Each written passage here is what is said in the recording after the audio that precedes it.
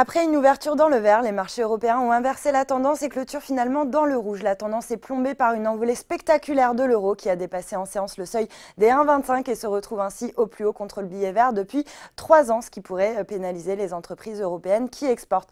Par ailleurs, la réunion de la BCE n'a pas apporté de précision quant à l'évolution future de la politique monétaire. Mario Draghi s'est contenté de répéter que les taux resteront à leur niveau actuel pendant une période prolongée, sous-entendu pas de hausse de taux avant 2019. Il a aussi confirmé que les rachats nets d'actifs de 30 milliards d'euros par mois devrait être réalisé jusqu'à fin septembre 2018 ou au-delà si nécessaire. Donc pas de changement dans le ton de Mario Draghi. Au final, le CAC termine en légère baisse de 0,25% à 5 481 points. Et puis du côté des valeurs, GTT poursuit sa trajectoire haussière et s'empare de la tête du SBF 120, ce qui porte ses gains à 9,6% depuis le début de l'année. Elior Group est recherché après la publication d'un chiffre d'affaires de 1,7 milliard d'euros pour son premier trimestre 2017-2018, en progression de 6,3% avec une croissance organique de 4,7%. Le parcours sans fausse note se poursuit pour Eramet qui s'adjuge déjà plus de 18% depuis le 1er janvier. Le titre est soutenu par la remontée des cours des métaux et en particulier du nickel qui a progressé de 27% en 2017. Suez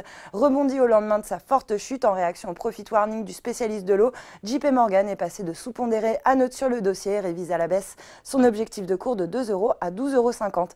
À noter également le secteur bancaire qui se distingue en hausse à l'image de BNP, Crédit Agricole ou encore Société Générale qui signent toutes les trois les plus fortes hausses sur le CAC. Le secteur est porté notamment par la hausse des rendements obligataires européens dans le sillage de la hausse de l'euro et de la réunion de la BCE. A l'inverse, Airbus est lanterne rouge sur le CAC, l'avionneur européen pâtissant directement de la remontée de l'euro. Voilà, c'est tout pour ce soir, mais n'oubliez pas, toute l'actu éco et finance est sur Boursorama.